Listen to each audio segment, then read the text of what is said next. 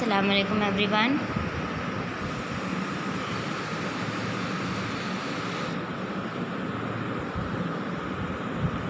So today we should start with Standard 8 SS Chapter 7 Environmental Changes. The air that envelops the earth from all sides is known as atmosphere.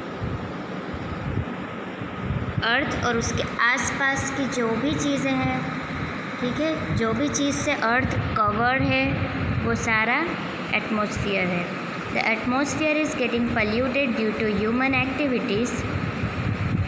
हम इंसानों की activity की वजह से ये जो atmosphere है वो पल्यूटेड हो रहा है. The environment gets polluted due to industries, factories, power stations and vehicles.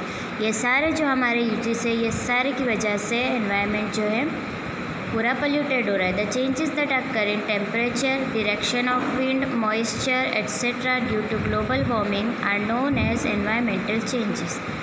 तो तापमान में जो फेरफार होते हैं, जो हवा की दिशा जो होती है, फिर जो मॉइस्चर होता है, ये सारे जो भी ग्लोबल वार्मिंग और जो भी है ये सारा ग्लोबल वार्मिंग की वजह से हो रहा है और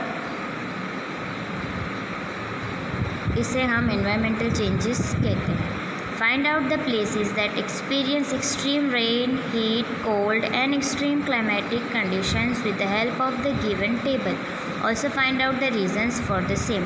यहाँ पे हमें एक टेबल दिया गया है कि रशिया में कितना डिग्री है, हीट कितना होता है, कोल्ड कितना होता है, ठीक है, फिर रेन कितना होता है. इस तरह Iran, Brazil, Norway, Philippines, Saudi Arabia, ये सारा जो है इसमें हीट, कोल्ड और रेन का रेशियो दिया गया है.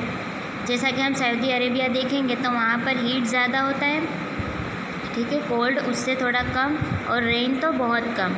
और वहाँ के रीज़न्स भी हम एक तो एटमॉस्फेरिक रीज़न होते हैं और दूसरा ये कि वो देश की खुद की भी अपनी एक टाइप होता है, जैसा कि ये पूरा रण प्रदेश है, ठीक है.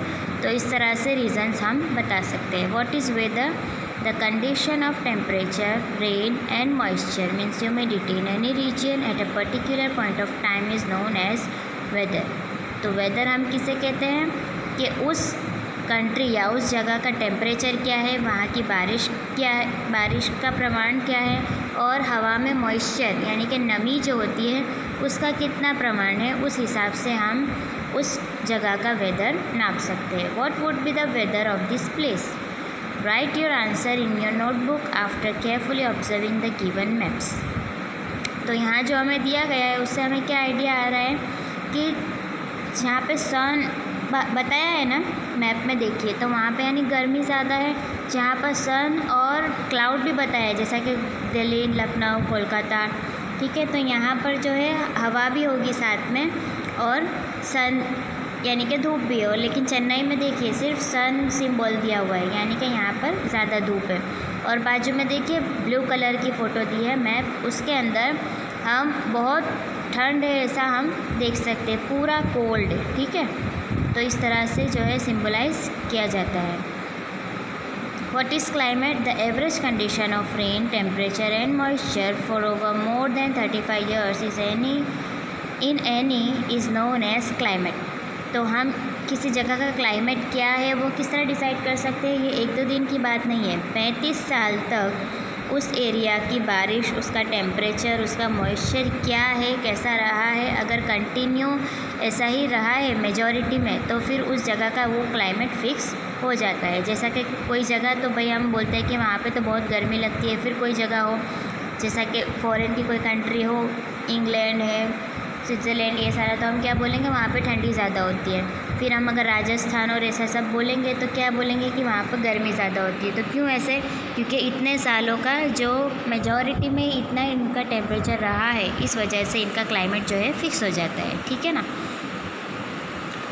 Scenes of greenhouse effect, ठीक है. Now what is greenhouse farming? Countries with a cold climate receive less heat from the sun.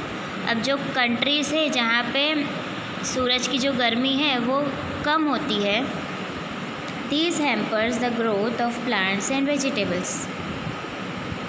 Hence, arrangements are made to accumulate adequate heat from the sun. तो जहाँ, क्योंकि हम जानते हैं कि वनस्पति जो है, ठीक है, पेड़ों के लिए धूप कितनी ज़रूरी है, लेकिन अगर जहाँ पे प्रॉपर मात्रा में नहीं मिल रही है तो फिर उसके लिए हमें मैन मेड काम करने पड़ते हैं. The roof is made of either glass or cloth to allow the sun rays to penetrate and sustain the heat inside the building, and this practice is known as the greenhouse farming. तो हम तो क्या करते हैं, जहाँ पे ज़्यादा धूप होती है तो कि धूप की किरणें हम तक ना पहुँचे ऐसी सेटिंग करते हैं, लेकिन जहाँ पे धूप कम होती है तो वहाँ पर वनस्पति तो उगानी है ना उनको, तो इसलिए वो क्या करते हैं कि जो छत होती है वो कपड़े की या फिर ग्लास यानी कि कांच की बनाते हैं, ट्रांसपेरेंट, जिससे कि धूप की जो किरणें हैं वो अंदर आ सके, अब्जॉर्ब हो पाए, ठीक है, और अंदर आ सके. और इस तरह से जो सेटिंग किया जाता है पूरा, उसे हम ग्रीन हाउस फार्मिंग कहते हैं. So here is an animated picture of greenhouse farming. See how beautiful is looking, right? Now, changing climate. Global warming की वजह से, जैसा कि गर्मी का तापमान अगर बढ़ता है ना, तो जो बर्फ़ जो कि आइस बन के है, आइस के फॉर्म में है, वो सारा जो आइस है पिघलने लगता है, और वो पिघलने से दरिया का जो पानी है उसकी सपाटी बढ़ जाती है, उसकी मात्रा बढ़ जाती है, और फिर वो पानी निकलने के लिए जगह ढूंढता है, और इस तरह शहरों गाँव की तरफ पानी बढ़ता रहता है. और जब ज़्यादा बारिश ऐसे होती है तो तब फ्लड भी आता है, रेल आती है, और इससे जो है बहुत ज़्यादा जान माल का नुकसान होता है. Right one sentence about each of the pictures given above in your notebook. ठीक है ना, तो ये एक राइटिंग एक्टिविटी है, ठीक है. सारे 6 पिक्चर्स हैं, सबके बारे में एक एक सेंटेंस भी हम लिख सकते हैं. Now what is global warming? Global warming क्या है ये हम अब अगली वीडियो में देखेंगे, ठीक है ना.